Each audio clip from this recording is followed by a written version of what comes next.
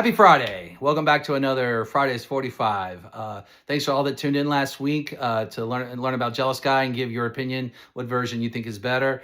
Some of them surprised me, some of them didn't, but thanks for tuning in. And to Uncle Jay, I do have some stickers coming your way. I got an envelope I'm going to write your address on, and I will get that out to you today. So sorry it's taking so long.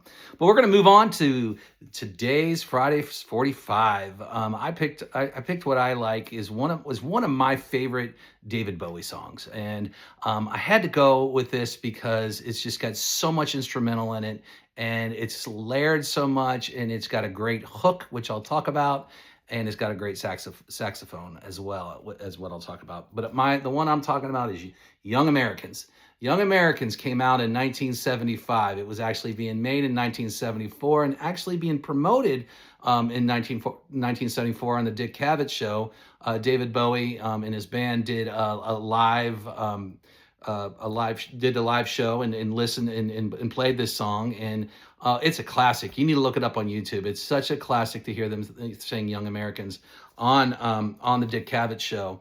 I do want to talk about a couple of the players in the band because they really had a lot to do with this song. And the first one I want to talk about is David Sanborn. Now, David Sanborn is a sax player, and what he brought to this song, a lot of people credit to bringing the saxophone back to pop music and rock music. It had kind of left, there was a lot of sax in the 50s, not so much in the 60s, and then this guy comes along and plays on this song and just blows it out of the water. And if you watch that video of the Dick Cavett Show, you can see this guy he does such an amazing job.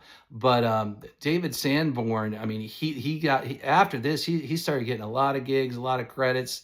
He actually played with Bruce Springsteen and his band on 10th Avenue Freeze Out, which he played with Clarence. Clarence played the tenor sax, and he played the other saxophone. So he's a solid guy. He played with Billy Joel. He did Elton John. The list goes on. Rolling Stones. The list goes on and on. The influence that this guy has put into music, especially in the mid to late 70s and early 80s, and where he was. The other person I want to talk to that had a lot of influence on this record is Luther Vandross. Now, Luther Vandross, man, he wasn't really known, and David Bowie pulls him into the recording session, and in Luther Vandross, they're doing the chorus in the background, and Luther Vandross is the one that came up with the hook of the song. The Young Americans, in the background, if you listen to that was done by him. So really got him noticed. It's cool to see him on the Dick Cavett Show as well. But just a great, solid song. It was recorded in Philadelphia at Sigma Sound Studios. But some of the other songs, I know Fame was recorded in New York, and I know John Lennon helped with Fame. And actually, David Bowie put, I heard the news today on here. That's kind of a shout out to John Lennon and the Beatles and for his help. If you watch, there's a documentary called 5 Years, and it was put out by the BBC.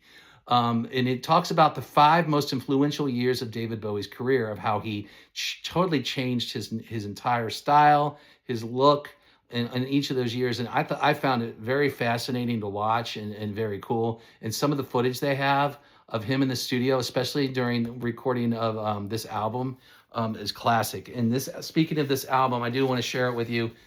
This album, solid album. If you get an opportunity, download this album or stream it and listen to it straight through, because there's every song on here is really solid, and you get to hear more saxophone by David Sanborn on like songs like "Win" and "Right." You're gonna hear some more of his saxophone on that for sure. It's interesting. This record I pulled out, and I noticed the sticker on it says $497. I bought this at NDC and Vinyl, and there's no way I could ever get this album this low. I mean, this had to be 15 years ago when I bought this album. So because it's the price is so low, and then I paid $299 for the single. The back of it is David Bowie is "Knock on Wood." So check it out. Great. The only thing I don't like about the single, and I'll be perfectly honest with you, is they it's cut. They to put it on the radio and to get it on the radio, they cut almost 2 minutes off the song, so it would play in the 70s. They had structure on the FM radio, and they were like, you want to get a hit, it's got to be this long, and it was a 5 minute song, so they took out a whole verse, and it kind of bums me out. But I still love hearing it in my jukebox, but it bums me out that it's shorter. So, but it did work for them to get noticed because he got up to number 28 in the U.S. Billboard, number 18 on the UK. But it wasn't until Fame came out, and Fame hit number one. Just a great album for him to get noticed in the U.S. a little bit more, and just a solid song. My question to you this week is this. This song is actually in a movie, a very popular movie my generation watched as kids. I want to know, what movie is this song in? You can hear just a little bit of it, but it is in that movie. I'm not sure if you can look it up. If you can look it up and you can find the answer, great answer. I'll send you a sticker. Hopefully I'm faster than I was for this one. But that's my question. What 1980s movie was this song in? I hope you have a great weekend, and thanks for tuning in to another Fridays 45. I'll see you on the flip side.